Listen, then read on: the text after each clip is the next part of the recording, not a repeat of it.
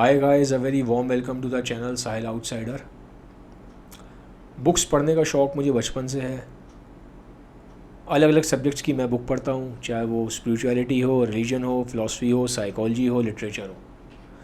But बहुत कम books ऐसी होती हैं जो हम पे डीप इम्पैक्ट छोड़ पाती हैं। बहुत कम बुक्स ऐसी होती हैं जो हमारे दिल में उतर पाती हैं या फिर दिल के तार को छू पाती है। ऐसी ही एक बहुत ही खूबसूरत बुक के बारे में आज मैं आपसे डिस्कस करूँगा। ये बुक लिखी है एक बहुत ही बड़ी पर्सनैलिटी ने। ये पर्सनैलिटी सिर्फ इंडिया में ही नहीं, इंटरनेशनली बहुत ज़्यादा फेमस है। और मेरी नज़र में, now this is my personal opinion, he is the most manly and he is the most handsome man of Indian cinema till date. जी हाँ, इन बड़ी पर्सनैलिटी का नाम है कबीर बेदी।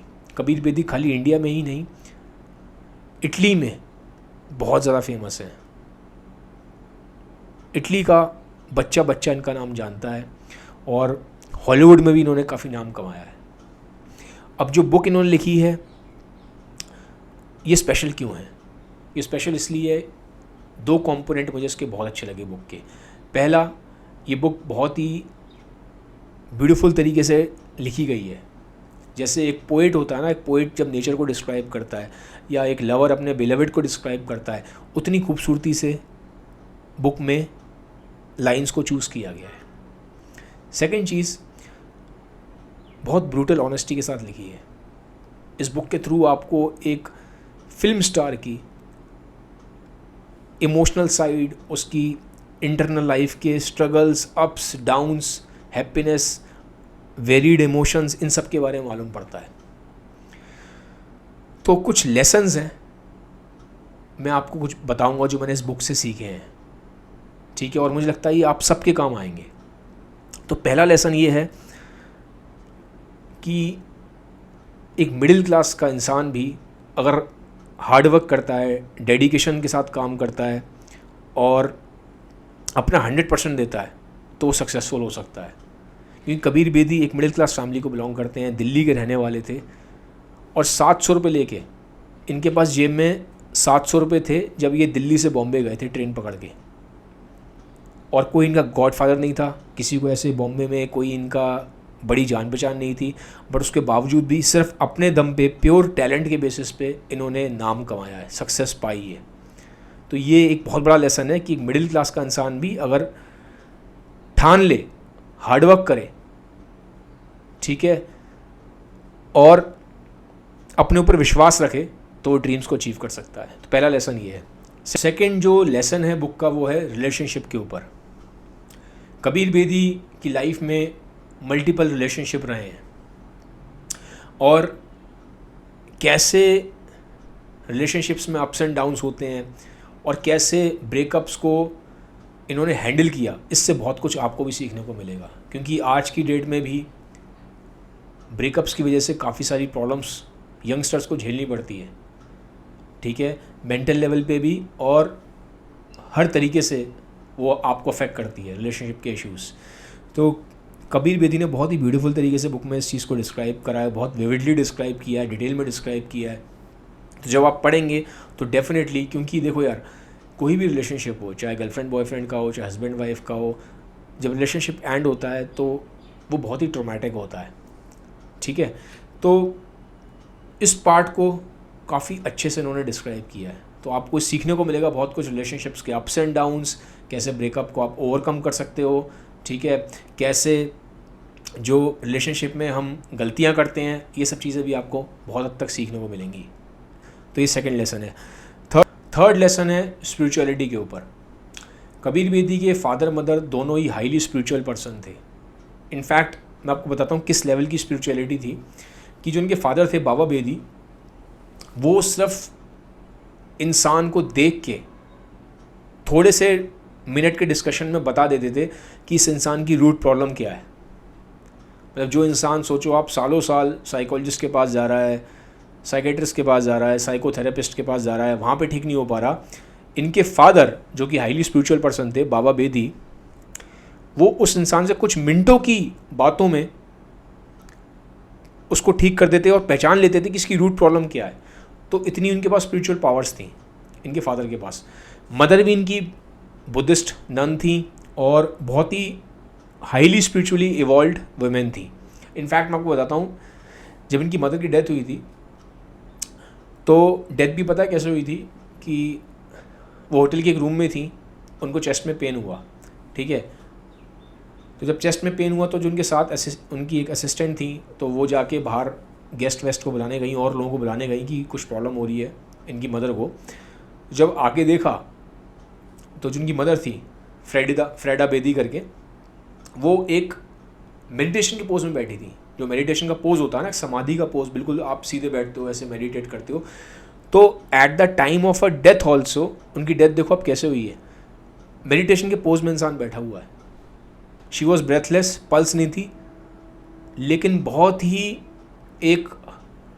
ही हाईली एक जो स्पिरिचुअली इवॉल्व्ड पर्सन होता है ना, जब वो अपनी लाइफ छोड़ता है, तो सेम उसी तरीके से फ्रेडा बेदी ने अपनी जो लास्ट ब्रेथ ली थी वैसे ली थी, ठीक है। समझ लो एक जैसे बुद्धा होता है, बुद्धा समाधि को अटेन करता है ना, सेम तरीके से इनकी मदर के लास्ट मोमेंट्स थे।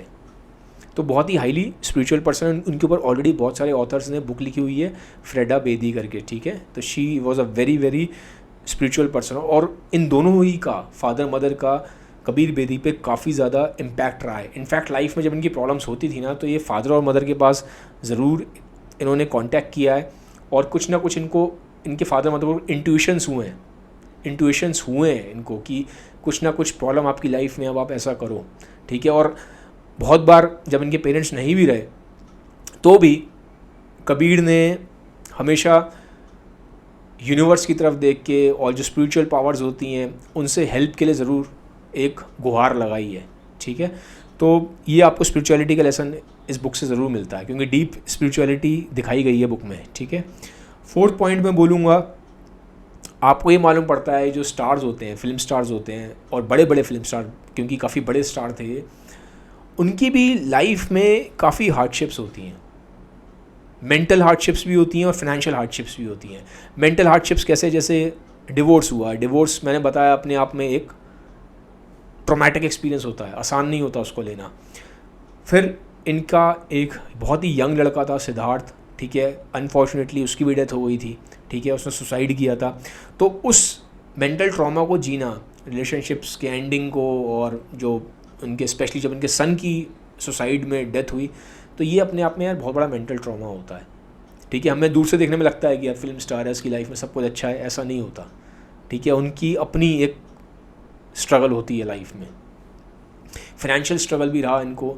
एक टाइम ऐसा था जब लेट 90s में ये बैंकरप्ट हो गए, तो लेकिन उसके बाद आप देखो इन्होंने पूरा काम एकदम से रिवैम्प किया, रीस्टार्ट किया, और वापस ये फिर सक्सेसफुल हो गए, ठीक है। तो उन्होंने एक तरीके से बाउंस बैक किया था। तो ये चीज़ भी आपको सीखने को मिलती है कि एक आदमी इतने हार्डशिप से निकल के कैसे वापस खड़ा होता है। तो ये इनके अंदर रेजिलियंस की पावर बहुत ज़्यादा है, और बुक में आपको बार बार ये चीज़ नज़र आएगी। और ये खुद भी बोलते हैं कि I am an eternal optimist, ठीक है, काफ़ी पॉजिटिव पर्सन है। फिर फिफ्थ मुझे जो यहाँ पे लेसन मिला बुक में वो ये था कि एक एम्प्टीनेस हमारे अंदर रहती है, चाहे वो हम कितने भी बड़े स्टार बन जाएं, हम कितने भी सक्सेसफुल हो जाएं, हम सेलिब्रिटी बन जाएं, बट एक डीप एम्प्टीनेस तुम्हारे अंदर तब भी रहती है, चाहे हमारे पास कितनी मटेरियल सक्सेस आ जाए। But having said that, it doesn't mean कि हम मटेरियल सक्सेस को परस्यू ना करें, हम पैसा ना कमाएं, या हम सक्सेस ना कमाएं, या हम फेम ना कमाएं, हम ये सब चीज़ें करें, वो इन सब चीज़ों के लिए आपको मना नहीं कर रहे हैं। लेकिन वो बुक में इस तरफ एक पॉइंट आता है जब यहाँ पे वो बोलते हैं कि लाइफ में सब कुछ होने के बाद भी, सक्सेस होने के बाद भी, फेम होने के बाद भी, एक एम्प्टीनेस आपके अंदर रहेगी, ठीक है। तो ये चीज़ आपको, ये मुझे मतलब मेरा पर्सपेक्टिव है, मैंने इस लेसन को सीखा यहाँ पे बुक में। फिर मैं बोलूँगा जो बहुत अच्छा लगा मुझे कि कबीर एक फ़िलासफ़र भी हैं और बहुत सेंसिटिव पर्सन है। He is a sensitive person, मतलब जैसे बुक में इनको डिस्क्राइब भी किया गया है एज अ जेंटल जायंट, मतलब फिजिक वाइज एक जायंट है, 6'2" हाइट, ब्रॉड शोल्डर्स, ठीक है। लेकिन ये बहुत जेंटल भी है, बहुत सेंसिटिव भी है, और ये सेंसिटिविटी और फिलॉसफी इनकी तब मालूम पड़ती है जब बीच पे ना दो लड़कियां रेस लगाती हैं, तो जो लड़की फर्स्ट आती है उसको तो सब अप्रिशिएट करते हैं, बट जो सेकंड आती है उसको कोई अप्रिशिएट नहीं करता। और कबीर उस लड़की के इमोशंस को पढ़ते हैं और डिस्क्राइब करते हैं बुक में कि क्या ये जो हमने ये जो डिफ्रेंसिएशन कर रखा है कि जो फर्स्ट आता है उसको बहुत अप्रिसिएशन है, जो हार जाता है उसको कोई अप्रिसिएशन नहीं है, तो ये वो गलत मानते हैं। वो कहते हैं कि हर इंडिविजुअल की एक रिस्पेक्ट होनी चाहिए। तो इतनी सेंसिटिविटी से उस चीज़ को देख पाना, समझ पाना, उस लड़की के इमोशंस को पढ़ पाना जो रेस में हार गई, ये बड़ी कमाल की चीज़ है। तो बहुत सेंसिटिव है, हाईली फिलोसफिकल पर्सन है, इंट्रोस्पेक्ट करते हैं, किताबों को बहुत पढ़ते हैं। तो ये हमें एक लेसन है यार कि हमें भी लाइफ में इंट्रोस्पेक्ट करना चाहिए, हमें भी किताबें पढ़नी चाहिए। सोचो आप एक बंदा जो इतना बड़ा स्टार है वो किताबें पढ़ सकता है, वो इंट्रोस्पेक्ट कर सकता है, तो हम क्यों नहीं कर सकते। ठीक, फिर मैं बोलूँगा फाइनली कि ये बुक बहुत अच्छी है। इस बुक में विजडम बहुत है, लाइफ की फ़िलॉसफी बहुत है, आपको मेंटल स्ट्रेंथ बहुत मिलेगी इस बुक से, और आपको ये मालूम पड़ेगा कि कैसे लाइफ में अप्स एंड डाउन्स को हमें फेस करना चाहिए। ठीक है, और बहुत ही सबसे बड़ी बात है, जो लाइन्स ये यूज़ करते हैं, जो वर्ड्स ये यूज़ करते हैं, और जितने ब्यूटीफुली ये स्टोरीज़ के फॉर्म में उसको सामने लेके आते हैं एक रीडर के, वो अपने आप में एक बहुत ही मेस्मराइजिंग और बहुत ही ब्यूटीफुल एक्सपीरियंस है। ठीक है, तो मैं बोलूँगा हर इंसान को ये बुक पढ़नी चाहिए, बहुत अच्छी बुक है। आउट ऑफ 10 मैं इस बुक को 9 पॉइंट्स दूंगा। मैं बहुत रेयरली किसी बुक को आउट ऑफ 10 9 पॉइंट्स देता हूँ, बट ये बुक है ही ऐसी कि मजबूर कर दिया है कि मुझे इस बुक में कहीं पे भी कोई भी कमी नज़र नहीं आई है। ठीक है, तो thumbs up to this book को पढ़िए, और अगर ये रिव्यू अच्छा लगा है तो उसको सबके साथ शेयर ज़रूर करिएगा। Have a nice days guys, bye bye, take care.